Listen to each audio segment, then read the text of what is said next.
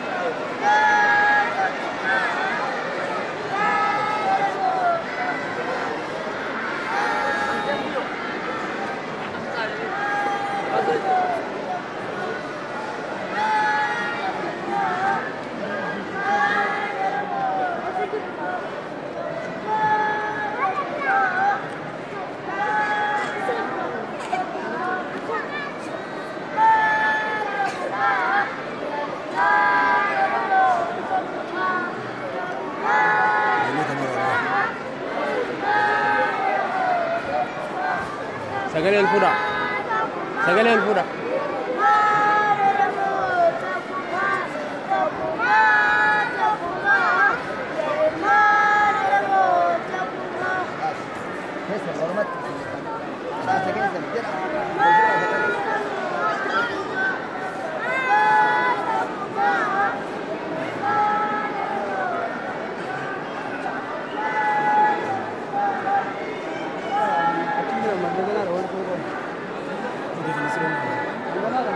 Online deh mujra. Ada naga kasih. Aci, betul. Mau tahu sendiri lagi tu. Orang dekat. This is a sign.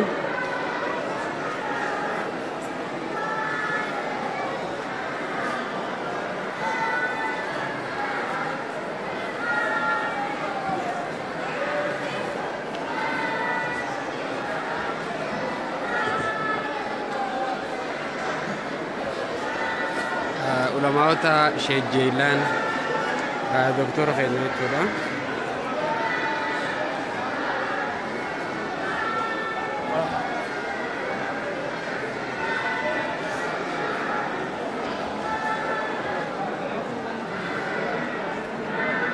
Akkuma isin argitan kana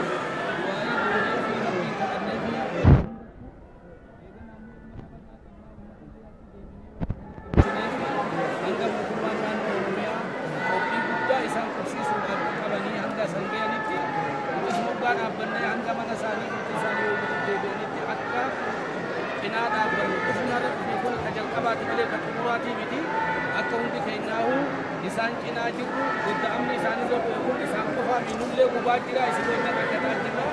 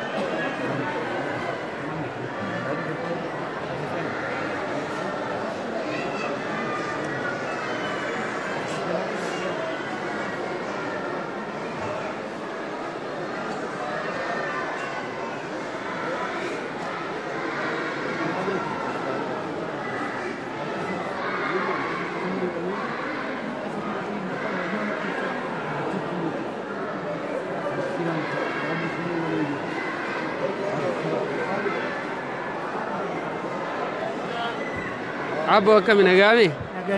Fayyaadha. Maali rakkoon ni jira? Rakkoon ni jiru lakkee. Alhamdulillah rakkoon ni jiru amma saba keenya keessa baani. Alhamdulillah. Amma hawaasa keenya keessa jira rakkoon dilasii miti. Rakkoon ni jiru alhamdulillah. As keessa maal wanni sirratti sume? As keessa wanni nurratti sume bal'ina. Qilleensi nagayaa kunuu seenaan. Wallaahi rakkoota kan leeqamu. Eessarraa godaantanii dhuftani sun? Wacaalee. Wacaalee irraa? Homaa miti inshaallah isin cinaa jirra. Abshiru. Akkuma isin argitan Dr. Jeelaan warra baqatee dhufe tokko qabanii haasofsiisaa jiranii. Akkuma ammaa isin argitan kana mee rakkoon maaltu jira jedhanii Dr. Jeelaan isaan gaafataati kan jiranii. Inshaallah.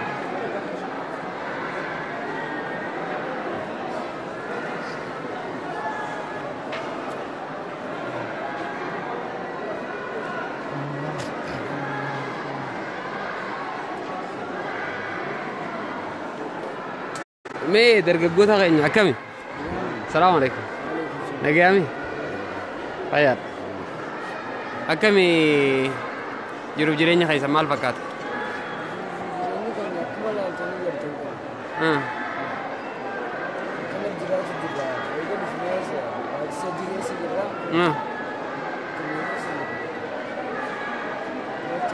Achi eessarraa dhuftan isin?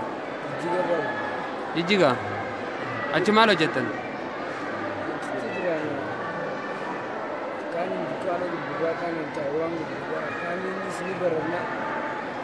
Barnootas ni barannaa akkasuma Taayiwaanis daldalaas kana achi dalaynaa jettan. Homaa miti sababa keessanii waa hedduutu ta'e iyyaddaynaayaa. Gammachuudha malee sun. Rifaatu miti.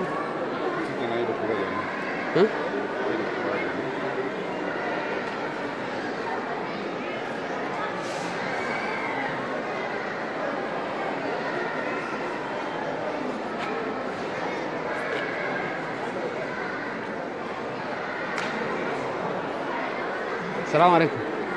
نجامي. خيارة. ada manati apa manati? Akasih. Oh, masya Allah. Mucatu kok kabdenisa? Masya Allah. Isra ada betul sini. Akami jirun nas kaisa? Tamas tiru. Alhamdulillah kita tamas tiru. Khalas berbang itu syukur bukan kalimat. خلاص بنسبة ربنا بازي الحمد لله شكر ولا جد ربنا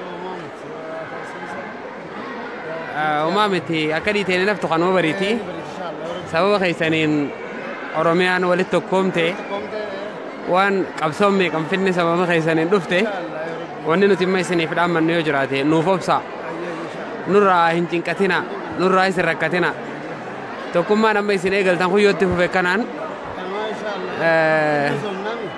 إن شاء الله دران قرصون كم نتوري أما يو خرد التيتو نبانا يا ربي جي ركعتنا إنجين كاتنا سمودانيس نيسي يدين هذا أرومي علينا ددا رفتي سلالون خون سناغم مچيزو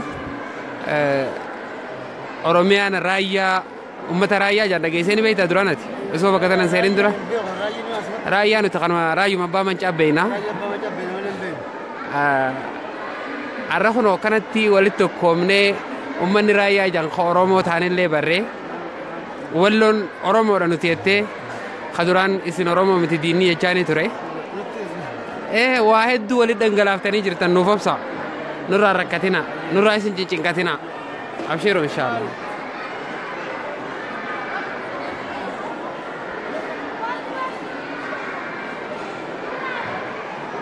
ummata keenya jilli ulamaawotaan hoogganamugaa akkuma isin argitan kana hawaasa keenya kan baqatanii jiran daawwiidhaaf dhufanii kunoo as ga'anii jiranii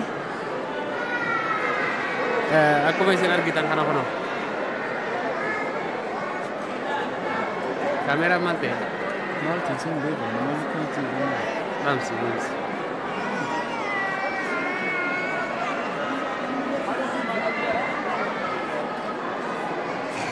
أبغى جديدة كذا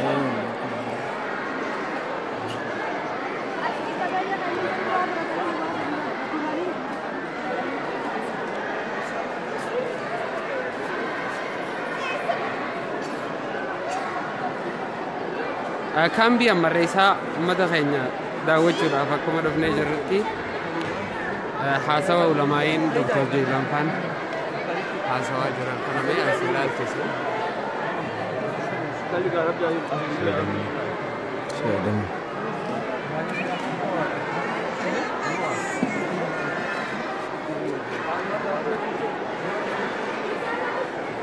Akkuma isin agartan kana daa'imman xixiqqoo jira, haawwani jira, maatiilee daddaa'imanii jira.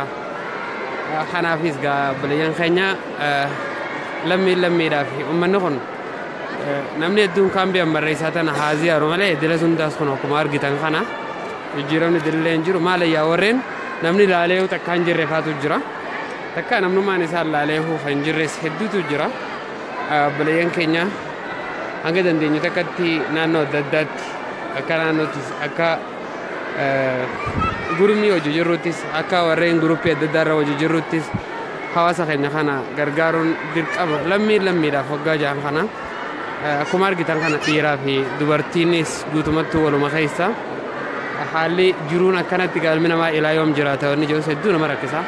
Addaraasha isin gartan guddaa kana keessa nama 90 lakkaawamaniitu jira. Mee ijoollee daddaa'ima xixiqqoo takka ta'an jaamees ol fuudhaadha.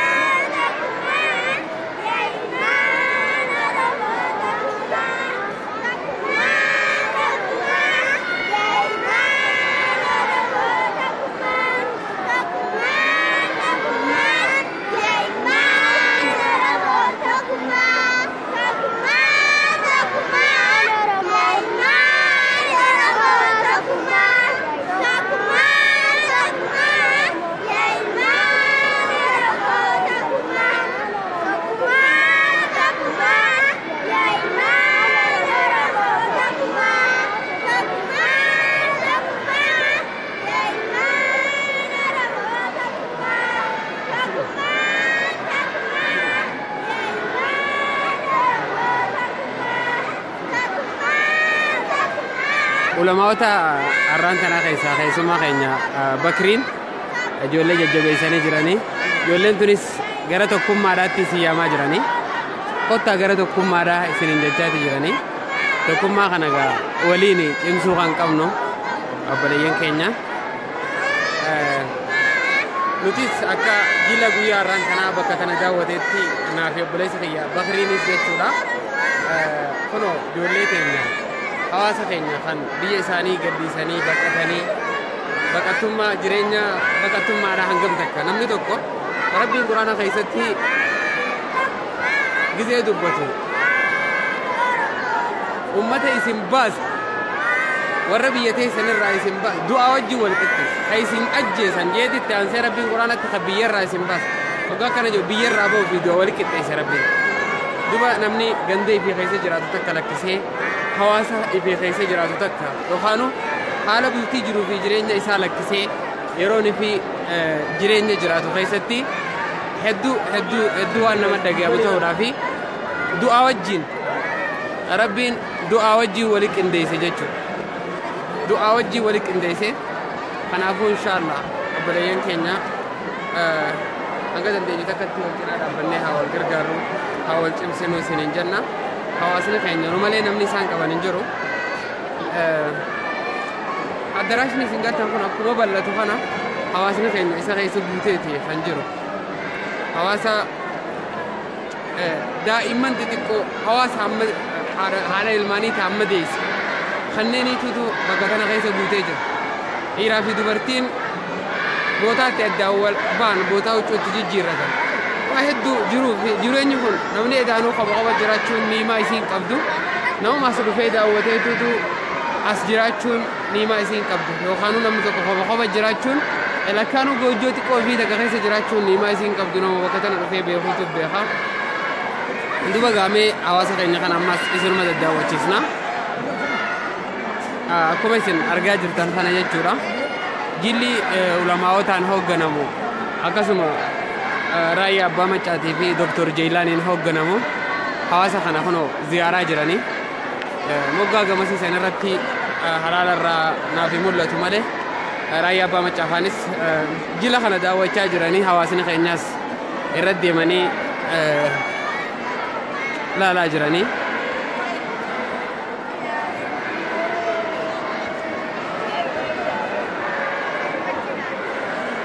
hawaasa keenya abshiru homaatii miti inshaallah akkatti naftu garuu wanni jila kanarraa nama gammachiisu jilli kun hawaasa keenya jilli adda addaa biyyoota adda addaa irraa dhufee hawaasa keenya kana daawwachuu danda'uu isaati wanni guddaan tokko inshaallah mee numa wajji turaa isiniin jenna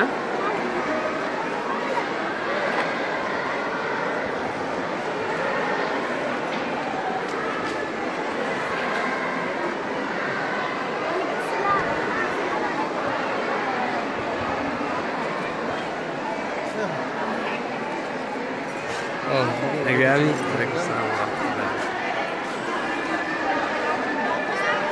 Ara kan jiru kambi khano bakka hawaasna keenya Somaalee irraa buqqa'an itti walitti qabaman kambi ammarreessaati. Kambi ammarreessaa tanarratti jilli ulamaawotaa baay'een isaanii daawwii irra jiranii. Mee isinis numa wajjin daawwadhaa isiniin jenna.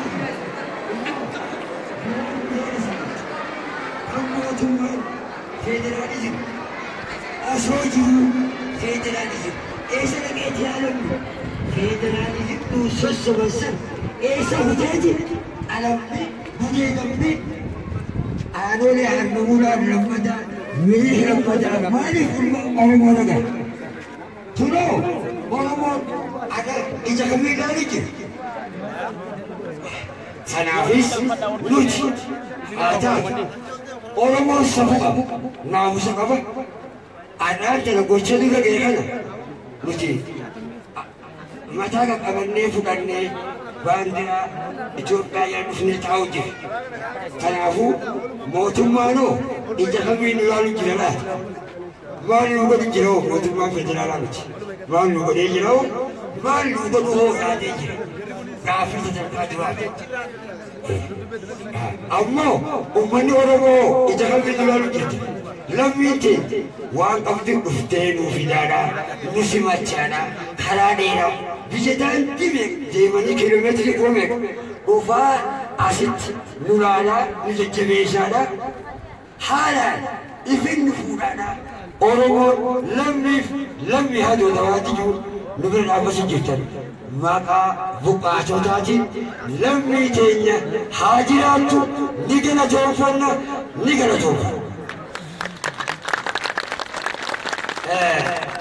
Amma maanguddoonni haasawan hin qabna kaanis maanguddoonni gamana ka dhuftan gamana koottaa ulfaatota maanguddoota keenya gamana koottaa.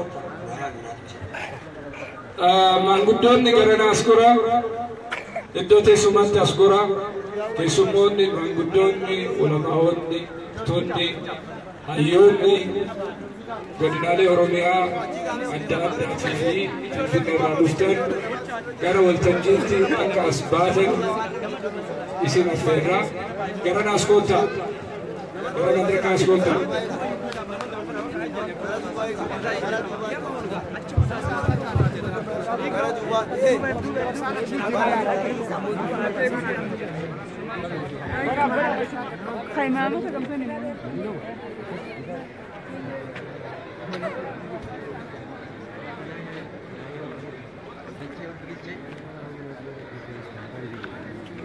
Maanguddoonni ulamaa'onni gara waltajjiitti akkas nu baatan isin affeerra yeroon qabnu yeroon gabaabaadha. Gara waltajjiitti maanguddoon, ulamaa'oon, hayyoon, beektonni dhufaa jiranii asimas soba kana gadhiisaa fi yeroo takka dhiifama maanguddoota keenya, ulamaa'oota keenya, hayyoota keenya, beektota keenya godinaalee adda addaa Oromiyaa irraa fi magaalaa Finfinneedhaa dhufan akka nu simattan kabajaadhaan isin gaafanna. Ulfaataa galatoonaa lammiif baga nu dhuftan, baga as geessan, baga lammii keessan bakka isaarraa buqqee, biyya isaarraa buqqee bira dhaabbachuudhaaf hamileedhaan as geessan ulfaataa galatoomaa kabajamaa yookaan gurgurata kennan iddoo kanallee isaa warri taphattoota kaambii keessa jiran bakkuma dhaabbannu ulaal bakkuma dhaabbannu waan cufaa hunda argina naamsuma warra dhaabbatan kana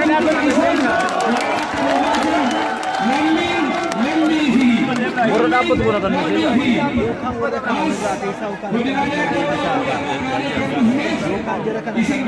yookaan immoo teessisaa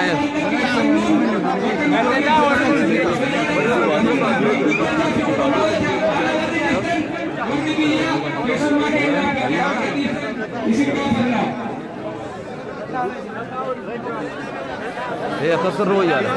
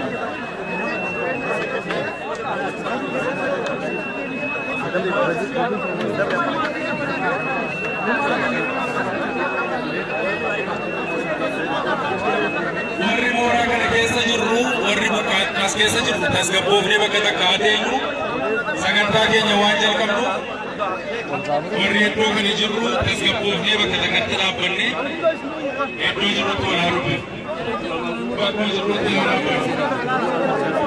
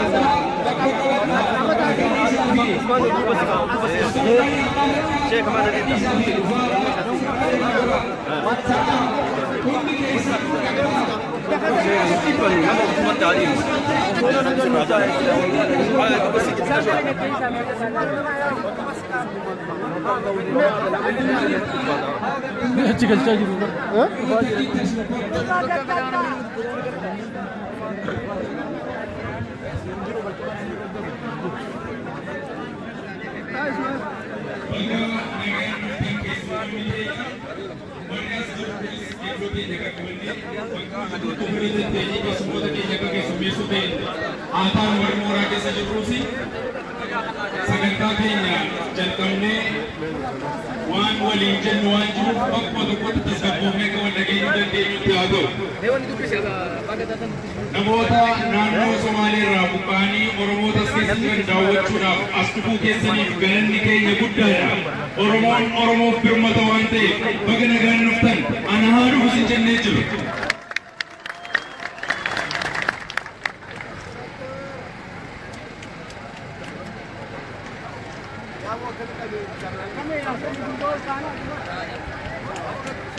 Keessummoonni keenya ammallee warri daawwii irra jirtan bakka kanatti akka nuuf dhuftan isin gaafanna. Warri fuula dura dhaabbattan gadi tattaa warra dubara jiran akka gorfuu hin dandeenyetti.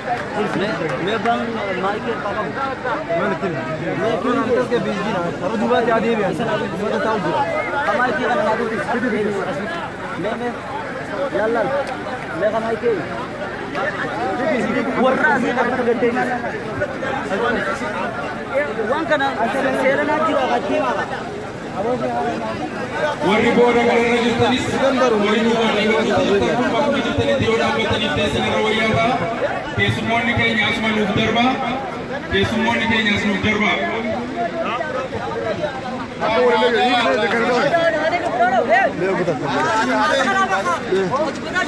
Ay.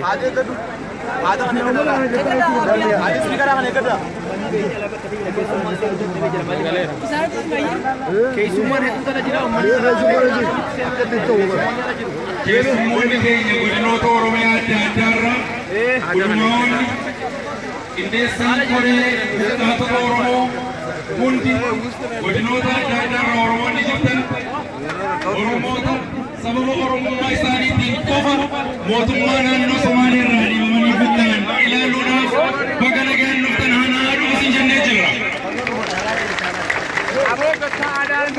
Kabajamoo obbo Jamaal Ammadoo bulchaa bulchiinsa godina Harargee Bahaa keessummoota keenyaan baga nagaan dhuftan waan jedhaniif isaanii ni affeera.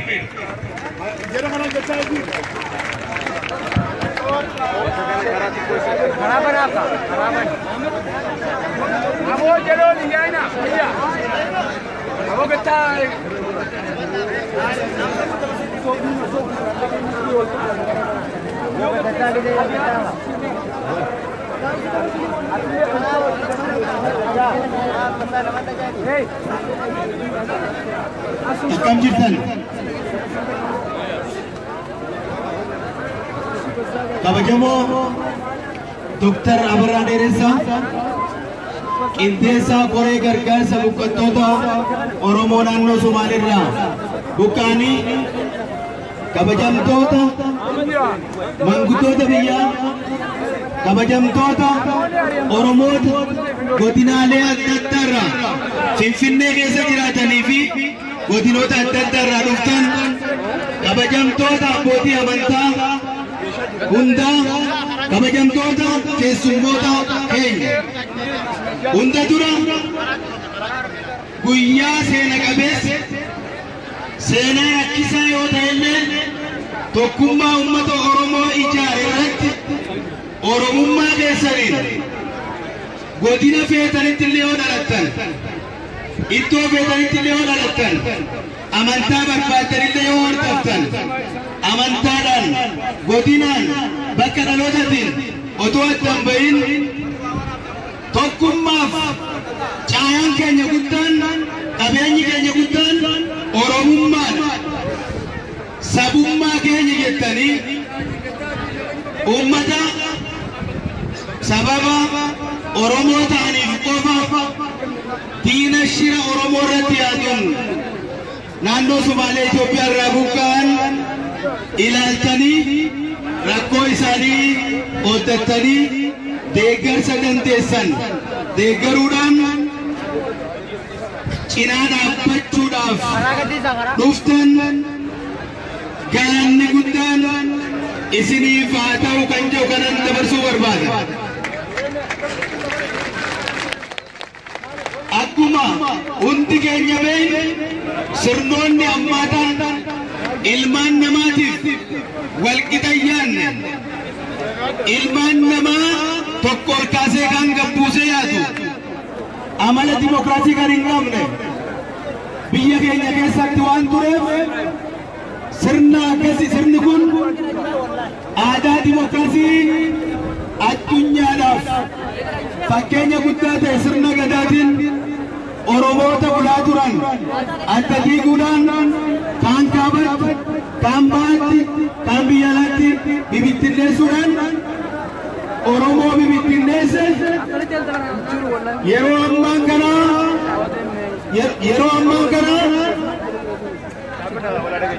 tokkummaa Oromummaa keessumattuu qabsaa'ota ciccimoo amma qabsoo uummata Oromoo keessaa uumamaniin dhalataniin kan jalqabame tokkummaan uummata Oromoo sadarkaa olaanaarra gahaa jira. Sirni kanaan dura nafxanyaan diigame sun Oromoon nafxanyootaan adda bibittinnaa'e sun har'a gara tokkotti dhufee jira. Warri naannoo Sumaalee Itoophiyaa irraa buqqaatan seenaan isinirratti raawwatame ammaatallee yoo ta'e lafa isin irratti dhalattan jiraachaa turtaniif qabeenyatti horattan keessaa kan buqqaatanillee yoo ta'e warri qaroon rakkoo gara carraatti jijjiira akkuma jedhan Oromoon addunyaa kanaaf dimokiraasii ijaaruudhaaf gahee taphatee qabeenya guddaa kana ofiif hojjetee addunyaaf kenne. Dimokiraasii abbaan barbaade har'a tabaqaatti ta'uu barbaadu kana saba uume waan ta'eef isiniifis kun gammachuu guddaadha. Har'as akkuma kaleessa abbootiin keenya seenaa hojjechaa as gahan seenaa addunyaa irratti eenyulleen hojjechuu hin danda'in warra hojjetan keessaa kan dhalattan waan taataniif rakkoon keessanillee Oromoof carraa ta'ee jira. Buqqaatanillee tokkummaa uumtanii jirtanii baga guyyaa irraa geessan isin jechuun barbaada. Bakka hunda jiran tokkummaa Oromummaa isaanii qabatanii warra buqqaa'e kana ilaaluudhaaf har'a wal ijaartanii dhuftanis baga nagaan dhuftan isin jechuun barbaada. Dubbiin tokkummaa kun dubbiin tokkummaa kun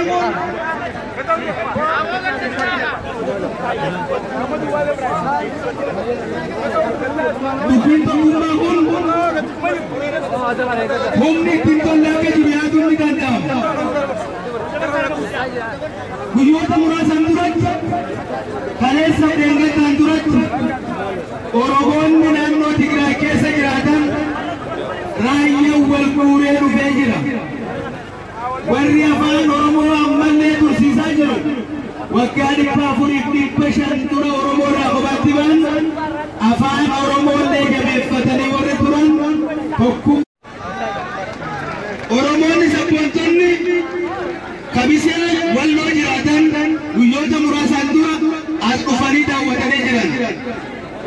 Oromoonni naannolee biraa keessa jiran hundi isaanii wal guuranii gara dhufanii uummata kana daawwataa jiran. Gochi raawwatame hammeenyallee kan qabu ta'ullee tokkummaa uummata Oromoo akka sibiilatti akka ijaaramuuf akka cimu gochuu keessatti gahee olaanaa taphatee jira.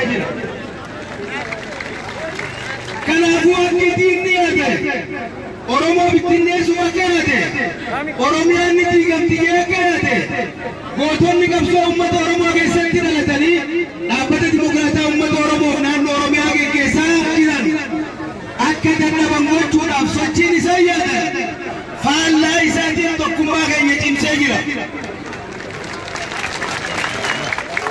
Gara fuula duraattis warri amma dhuftanis warri buqqaatanii dhuftanis keessummoonni hundinuu nuuf carraadha waan ta'eef kanatti boonuu qabna malee wanna boonyuu akka hin taane sirriitti fudhachuu qabna.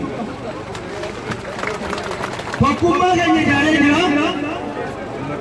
Warra Oromoo irratti shira ariifachiisee jira. Kun sirriitti hubatamuutu isarra jiraata. Gara fuula duraattis Oromoon wal dhaggeeffatee hoggansa isaa dhaggeeffatee abbootii gadaatiif abbootii amantaa isaa dhaggeeffatee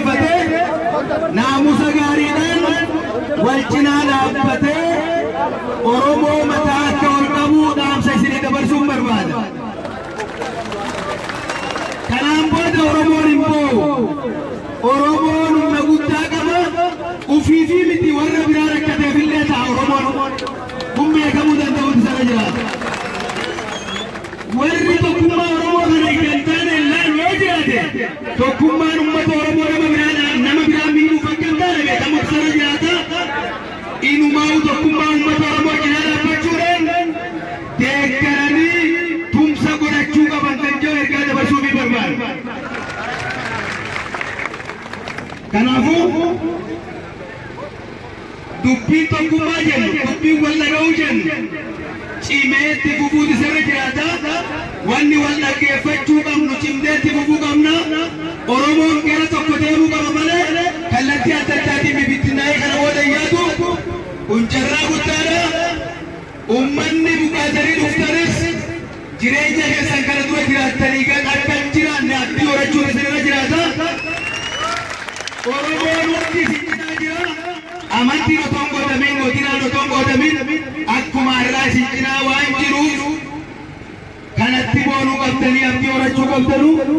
Yeroo gabaabaan booda bakka jireenyi keessan dhaabbataa fi fufiinsan jireenya keessan ijaartanitti deemtanii kan qubattan akka ta'e hooggantoonni koree gargaarsa uummata kana deebisanii dhaabuus as jiru. Dooktar Abarraa Dheeressaa Indeessaan koree deeggarsaa fi deebisanii dhaabuu uummata kana nu jidduutti argamanii jiranii isaanis ergaa gabaabaa akka isinii dabarsan asumaan afeeruun barbaada. Galatoomaa jajjabaadha.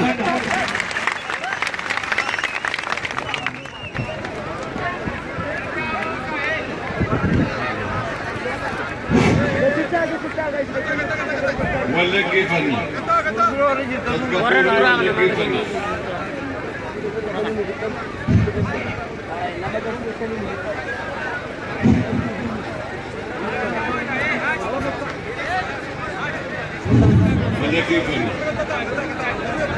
Kabajamaa Obbo Jamaal Amadoo gaggeessaa bulchaa Baharargee kabajamtoota abbootii amantoota keenyaa kabajamtoota hayyoota keenyaa kabajamtoota dargaggoota keenyaa kabajamtoota abbootii qabeenyaa keenyaa naannoo Oromiyaa hartumarraa baatanii nuyi saba keenya saba buqqee as jiru kana walgeenyee tokko taanee akka Oromootti jennee ilaalla jettanii waan qabattan qabattanii tokko taatanii akka Oromiyaatti akka Baaleetu hin ta'in akka Arsiitu hin ta'in akka Wallaggaatu hin ta'in akka Harargeetu hin ta'in akka Oromootti akka Oromiyaatti dhufuu keessanii galata guddaa maqaa qindeessuu koree kanaa fi maqaa saba buqqee kanaan galata guddaa isinii dhiyeessa.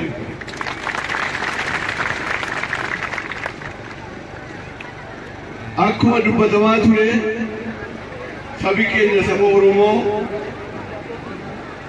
tun beekin tun nagayin qabeenya isaarraa jiruu isaarraa bultii isaarraa buqqee naannoo Oromiyaa dhufee qubatee jira. Sabi kuni anis saba qabaa, anis lammii qabaa. Lammii kootti baqadha jedhee lammii isaatti baqateera. Mootummaan naannoo Oromiyaa immoo lammii kana lammii kootti jedhee itti nam tokko hin gargaarin guyyaa sanaa qabee hamma ammaatti gargaarsa guddaa gochaa jira. Saba Oromoos sabi warra Oromiyaa keessa jiranis saba kana bichaa buqqee miti. Nus buqqoomneerraa Oromoo waan ta'anii waan buqqaanis nus Oromoodhaa buqqaaneerra achi jedhanii galgalaa ganama isin duukaa dhaabataa jiru.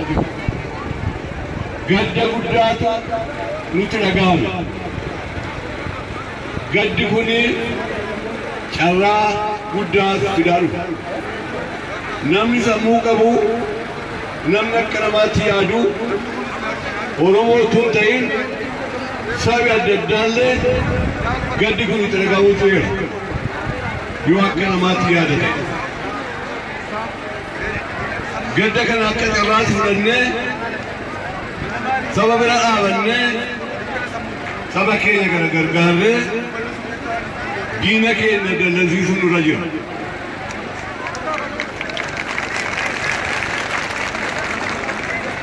Kanaaf amma ammaatti sabi keenya dargaggoo shamarraa abbaa qabeenyaa hayyoota abbootii amantootaa abbootii qabeenyaa tuntu waan qabaniin qarshiidhaanis akaakuudhaanis isin bira dhaabataa jiru. Isaaniifis galata guddaa dhiyeessa.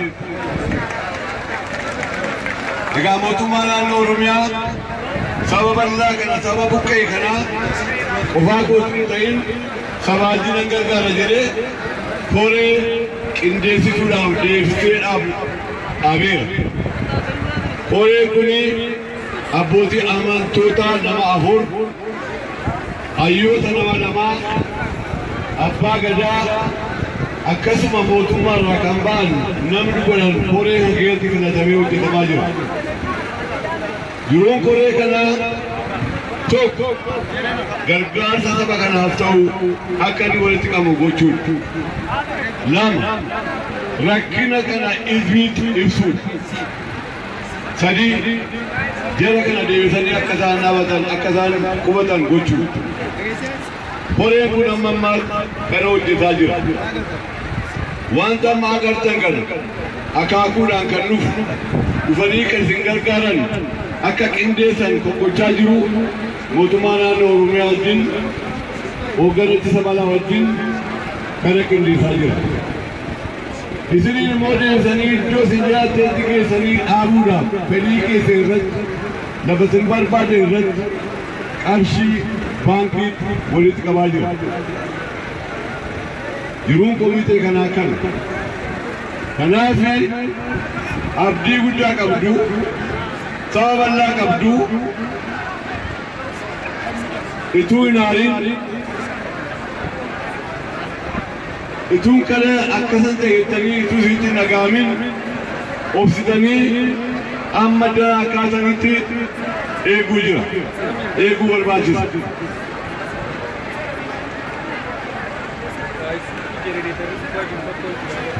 An kaleessa dhufee waan argee waan baay'ee gammachiisee dargaggooti keenya qeerroon keenya ofii isaanii of qindeessanii nagaa keessan eegaa jiru.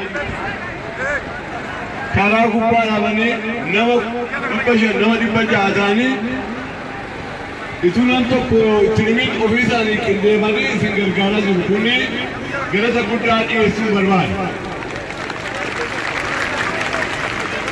Ofiin of bulchuu jechuun kanuma.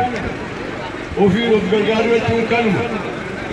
Ijoollee keessatti isin eegaa, saba keessatti isin eegaa, gammachuu guddaa isinitti dhaga'amuu jira. Kanaafi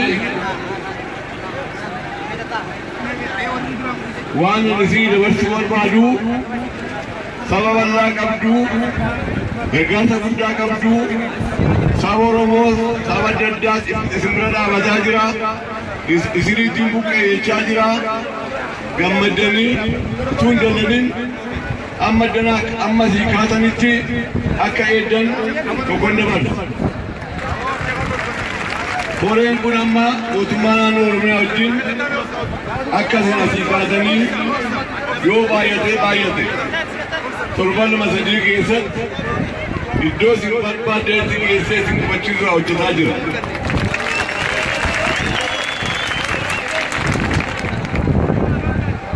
Nugala rakkina isin keessa jirtan hin nagama. Nugala isiniin ijaa'ee miti isiniin tolee miti rakkina. namni rakkina kee jiru immoo rakkina danda'utu ni jira. Rakkina kana isitti fide miti. Rakkina keessan jaallatanii fidde miti. Kanaaf isa dhufe kana immoo dandeenyee obsinee keessa darbuun dura jira. Inni guddaan kan isin ilaaltanii rakkini kun carraa guddaa isinii fideera. Carraa amma ammaatti biyya Oromiyaa keessatti hin argamne carraa tokkummaa nu fide. Amantiidhaan naannoodhaan utuu waliin nu Oromoo jennee wal bira dhaabachuu keenya jammarreera. Kun gammachuu guddaadha. Kanatti fayyadamnee gara fuulduraatti tokko taanee misooma keenyas tokkummaa keessa cimsinaa jabaadhaa isin bira jirraa ulfaadhaa jabaadhaa jedha. Dooktar Abarraa Dheeressaa qindeessaa koree deeggarsa buqqaatota Oromoo guddaa isaan galateeffannaa. Kanatti aansuudhaan koreen deeggarsa godhanii Oromoonni adda addaa godinoota adda addaarraa as nu jidduutti argaman ergaa isaanii ni dabarsu. Baga dhuftan jenna ammas irra deebine. Dooktar Abarraan ergaa isaanii keessatti akka dhageessanitti Oromoon mana isaa jirus itti owwee mana isaa hin jiru. Firaasharra ciisus isa quuqaa jira. Mana isaa jiraatus itti qorraa jira jedhan sababa keessanitti baga nagaan dhuftan baga gammaddan isin jenna. Koriin deeggarsaaf as dhufan irraa ergaa qaban waan jiraniif isaanis ergaa isaanii isiniif dabarsu.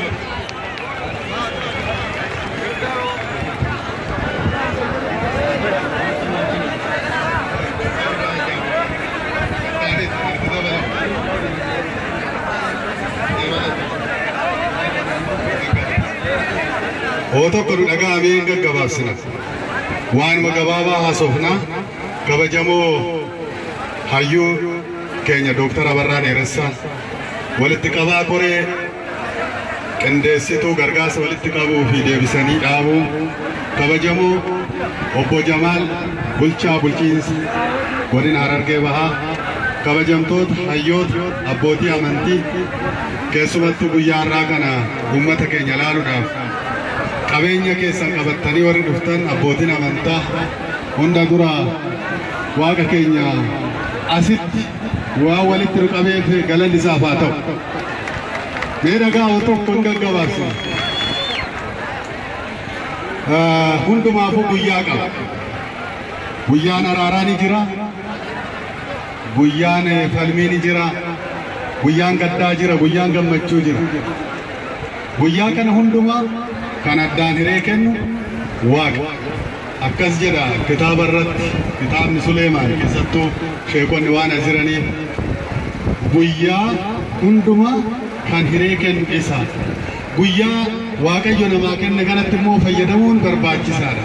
Maal jechuu barbaadetanii ammas kitaabni tulluu kana asii buqqa'iitoo yoo achi dhaqii dhaabbadhu jettanii isinii dhaabbataa jedha. Waaqayyo lamaaf sadi sanii ol taatanii walitti qabamtan maqaa Waaqayyootiin ani isin jidduuttan argamaa jedha. Kanaaf har'a Waaqni keenya akka nu jidduutti argamu takkaa shakkii hin qabnu. Akkasii miti? Takkaa shakkii hin qabnu. Waaqa shakkuun hin danda'amu, nama shakkuun hin danda'amu. Waaqayyo wanna nuti barbaannu nu caalaa beeka. Kan nu barbaannu qofa otoo hin ta'in kan nu fayyadu, kan nuuf ta'u nu caalaa waan beekuuf nuuf kenna jechuudha. Kanaaf tokkummaa Oromoo kana fiduu yoo barbaadu yoo tokko taatan ani isin jidduuttan argama jedha. Yoo tokko taatanii tulluu kana asii buqqa'ii deemi yoo jettanii ni deemaa ni raawwataa. Tokkummaan yoo dhaban tokkummaan yoo dhabamte takkaa waliin galtanii takkaa walii galuun hin jiru. Wanta barbaadan argachuun hin jiru. Waaqayyo illee nu hedduutti hin argamu. Egaa har'as borus Waaqni keenya nu hedduutti argamu. Kadhaa abbootii keenyaa salaata abbootii keenyaallee nu dhaga'ee warra boqatee fi jannata nuuf haa kennu. Mootummaa Waaqayyo akka dhaalan nuuf haa godhu. Warra dhukkubsates nuuf haa fayyisu. Warra karaa deemullee karaa isaanii nuuf haa qajeelchu. Dhumarratti Dooktar Abarraan akka jedhanii koreen kuni bulchiinsa mootummaa naannoo keenyaatiin keessattuu kabajamoo pirezidaantiidhaan kan hoogganamuu fi halkanii guyyaa hirriba dhabanii gaafa walitti nu qabanillee uummata keenya yoo gargaarre uummata keenya wajjin hoon dhaabbanne yoo beelan baasne hoddee daaran baasne takkaa taa'uu hin dandeenyu jedhanii walitti nu qabanii ammallee halkanii guyyaa hojjechaa akka jiran kana himuu barbaanna. Dhaggeeffadhaa oo tokko dhaggeeffadhaa sirriitti tolle yeroo namaa. Egaa amma nan gabaabsa waa'ee keenya hunduma keenya bakka nuuf ta'utti nu haa deebisu waliin nuuf haa ga'u waliin nu jaalatu guddaa keenya nuuf haa bulchu beekaa keenya nuuf haa bulchu xixiqqaa keenya illee nuuf haa guddasu kanaan ani wallaale waaqni keenyatti haa guutu. Bareeda. Dhaamsa maanguddoota kennaa, dhaamsa hayyoota, dhaamsa beektota hin dhageeffannaa.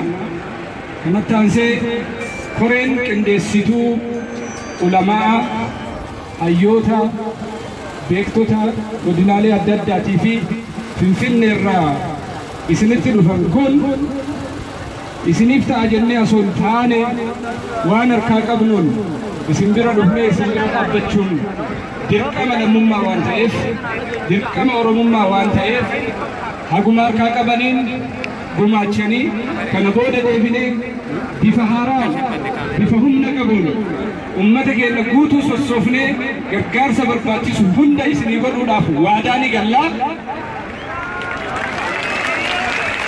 Ammaaf wantoota isin bira finne kana keessaa waan isin eerru jira. Ambulaansiin amma argaa jirtan kun koree ulamaa maanguddoota hayyoota beektota Oromiyaa godinaalee adda addaatii fi Finfinneedhaan walitti qindeeffamee kan isinii gumaachame ambulaansiin isin argitan kun. Ambulaansiin kun mana yaalaa xiqqaa mini klinik jedhamu of keessaa qaba. Nama lama nama sadi yeroo tokko ciibsuu danda'a. Siree lama qaba. Bakka ciisichaa sadi qaba. Oksijiina qaba. Rakkoon adda addaa yoo kaasitti uumamu taate mana yaalaa osoo hin dhaqin achuma keessatti yaalamtu jechaadha. Mana yaalaa socho'u jechaadha. Kanaaf ambulaansiin kun gumaacha keessanii isinin ga'u isinitti hanqataa. Kuni jalqaba lammummaan oromummaan dhiigni foon kanan qabu kana ol qabdanii har'a maanguddoota hayyoota isiniif finnee dhufneerra jarru gumaacha keessanii abbootii amantaa gurguddoo hayyoota beektota godinaalee Oromiyaa adda addaa keessa jiran guutuutu isin keessa jira. Isatti aansinee meeshaa irra bulan firaasha konkolaataa sadii isinii finnee dhufneerra. Harcee konkolaataa sadii isinii finnee dhufneerra. Isa qofaa miti. Nu gaafa asii ol deebine ummanni Oromiyaa guutuun amantiin adda osoo hin bahin, saalaan adda osoo hin bahin, guddaa xiqqaan adda osoo hin bahin wal qabannee Oromoon Oromoof lammiin lammiif maal jedhu abbootiin funyaan tuqan maal jedhan itti boos isin tuqnaan boonye hin tuqamtanis biyyillee keessan namnillee keessan lammiilleen keessan nullee keessan dhuftanillee nutti dhuftan hin gaddina hin boo'ina boonyee jirra dhugaadha. Boo'ichi kun lama qaba. Tokko isin akkana ta'uudhaaf boonyee jirra. Lama isin akkana ta'uudhaaf ammoo gammannee jirra. Wanni nu gammachiise tokkummaan Oromoo dhufuu isaatiif gammannee jirra. Gammadaa baga gammaddan deema. Kanatti aansuudhaan ulamaan inni gidduu jiranii kanatti aansuudhaan Ustaaz Kaamil Shamsuu dhaamsa isaanii dabarsanii Ustaaz Kaamil Shamsuu dhaamsa dabarsanii Dr. Jeelaan Kadir ulamaan guddaan nu keessa jiru dhaamsa dabarsu Ustaaz Kaamil fudhadhaa. Raayyaanis as keessa jira. Galatoomii isinis galatoomaa wal dhaggeeffannu guyyaan har'aa kun nu irraa naannoo Oromiyaa naannoo adda addaa irraa akkasumas Finfinnee irraa kaanee dhufneef guyyaa addaati. Guyyaa irraa kana isin arguudhaaf gammachuu guddaan nutti dhaga'amee jira. Isini qaama keenya isin waan isin dhukkubeetu nu dhukkube.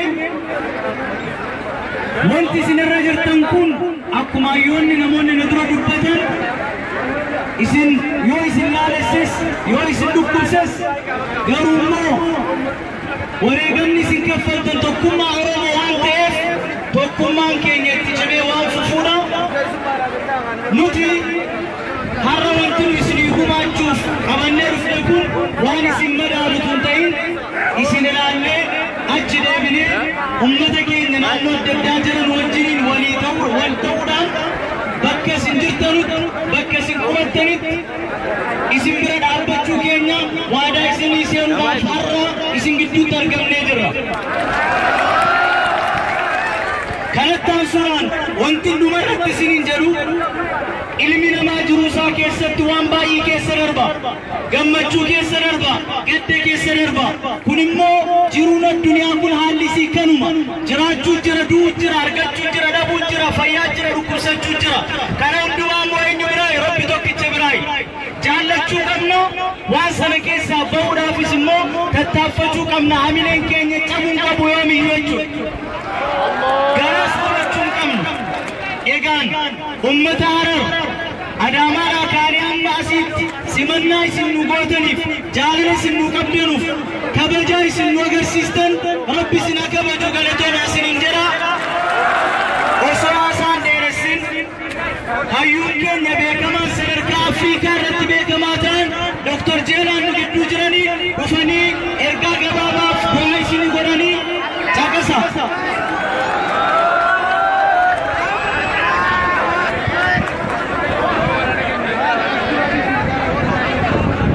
الحمد لله فاروق ربيتي ربي ولدت مقبل ربي يؤنجسي سوف فاروق أولا ربي انقل توفل التاني موتما ناقل أولي أكنت يؤنجسني كراكلا كمنافسا قالني كيسانيتي التاني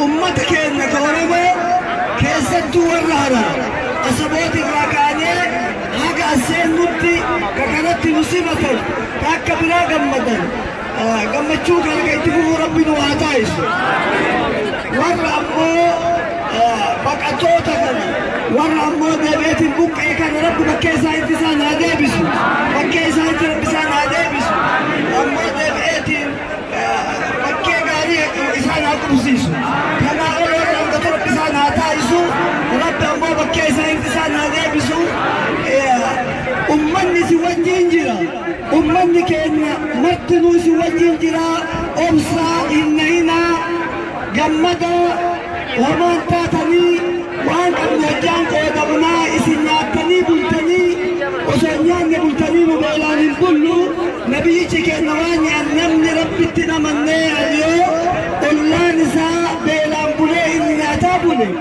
ناتا وفي بولي الله نساء يو بيلاي بولي ربتنا من واني أنير كنت كيسانو أكما جرتني توكو توكو اللي وجان قدمنا ملي بيلا أكم إن بلتني أبصى ربي سن بكي إذن آقم بيقمني وانا كلت مسيمة تنيف قالوا توكو أصونانو أصوغدنو أكي قدمو أكي أرقني أكي تنو بيجي كينيا إذن جالتو توكو جمع نسين أرقم سيفتن كوانو قم جيسو ربك توكو جمع كان تنوهافوفو يا ربي تنوهوفي يا ربي يكي نبي نقاها تايسي يا سبا صلون والطيب يا ربي نتايسي يا ربي يا ربي يا ربي نوارا رمي يا ربي أمودي بإيتي نقاها نوفيدي نقاها يا ربي نبوسي وصلى الله سبحانه وتعالى. السلام عليكم ورحمة الله وبركاته. obboleeyyan dhaamsiniin ani isinii dhaamuu fedhu lammii teessan biyya alaa jirturra hawaasni Oromoo Siyaatil Waashintan jiraatan baankii gamtaa Oromiyaatiin birrii miliyoona 1,700 fi dhibba afurii fi birrii miliyoona 1,700 fi 46,000 fi dhibba afurii 60 baankii gamtaa Oromiyaatiin isinii gumaachan. Hagasitti birriin baankii isinii teessii waan bishaaniin nuuduu danjaanii birrii 555 nutti kennanii meeshaa kanaan isinii finnee jirra. Akkasumas afooshaa jimmaa iluu tajaajiltu magaalaa Riyaadirraa birrii 220 bishaaniin nuu bitannaa nuti hawaasni keessan kaara jiran isinii wajjin jirra. Akka isin laalattanitti ilaalannee jirra. Fuulduratti isin deebisnee isin jaaruudhaaf mootummaa keenya wajjin xixiqqaa keenyaa fi guddaa keenya hundaa wajjin isin wajjin jirra jaan. Kanatti aansuudhaan wanni neen isiniin jiru gaddarbaa namni isin gaddarba kana ol darbaa rabbi isin haa godhu. Gaddarbaa ol darbaa rabbi isin haa godhu. Rakkinni isinirra ga'e isinu barsiisee waan nu barsiisee lammummaaf isinii rifannee kanatti aansee obboleessa keenya jaalatamaa kabajamaa nama kaan isin jaalatan raayyaa abbaa bajjaatii wajjin turtii gaarii. Assalaamu alaikum wa rahmatullahi wa barakatuh.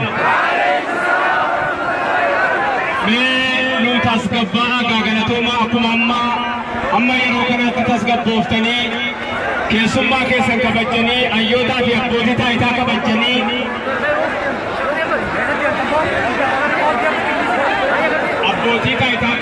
jirtan kanatti sagalee keessaniin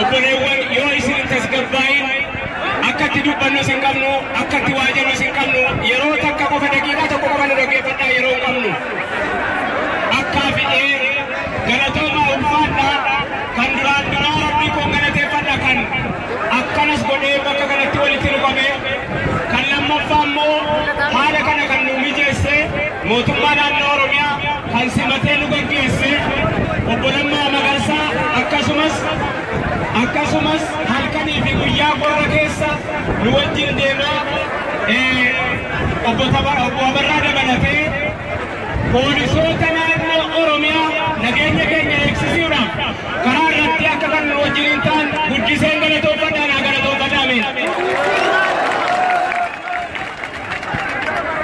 Akkasumas obboleewwan keenya warra buqqa'e namni akka du'etti malee akka kufetti nafu nama du'e akka du'etti malee akka kufetti nafu ni kaatanis fakkaatti galatoomaan isiniin jedha ulfaadhaa mootii mootummaan keessa naami mootii mootummaan keessa naami mootii mootummaan keessa naami galatooma. Assalaamu alaikum wa rahmatullahi wa barakatuh. Egaan kana booda kabajamtoota uummata keenya galatooma haalli isin nu agarsiistan waan guddaadha. Ulamaa'iin keenya hayyuun keenya akkasumas bulchaan godina Harargee Lixaa obbo Jamaal Ahmadootii fi obbo Abarraan waan nu qabannee dhufne kana akka nurraa fuudhanii bulchaan Harargee Bahaadhaa karaa gadhiisaa fiiti karaa kana Musaaqa galatoomaa gama keenyaan findee jirra. Assalaamu alaikum. Deeggarsa Oromoof taasiseef Oromoonni galata keessan yeroo takka harkaan naaf agarsiisa. Abbootiin amantii fi ulamaa'onni deeggarsa isaan taasisanii fidan ambulaansii kanaaf kabraas koree qindeessituu deeggarsaa fi deebisanii qubsiisuu Oromootaa Dr. Abarraa fi bulchaa godina keenyaatiif waan keebalchiisaniif karaa kana yeroo takka isin gannuubbanaa karaa kana nuubbanaa fi meeshaa walirraa keebal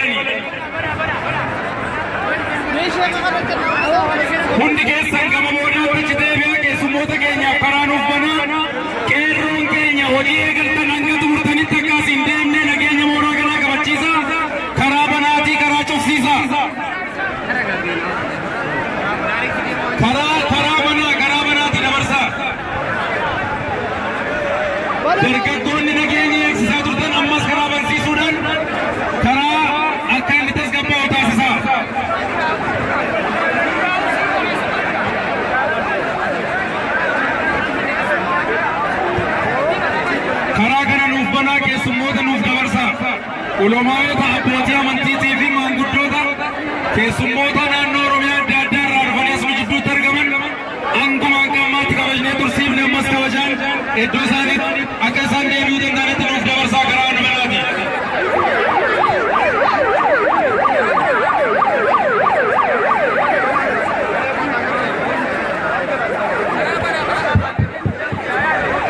Hawaasa keenya keessummoota keenya gartee akkuma kalee isaa ilaa hangaarraa gartee simataa jirrutti shabaaba gartee keenya darasoota keenya hawaasni keenyuu duraa waliin dhaammannee jirra keessummoota keenya akka itti rakkifne karaa jennee waliin dhaammannee jira darasoonni keenyas shabaabni gartee biyyattis keessummaadhaaf karaa bana maqaa rabbiitiin isin gaafanna maqaa rabbiitiin isin gaafanna keessummaa karaa bana keessummaan teenya hayaatu karaa bana dhiifama waliin karaa bana. Ummata keenya sagantaa keenya kanaan raawwata hedduu hedduu isin galateeffadha.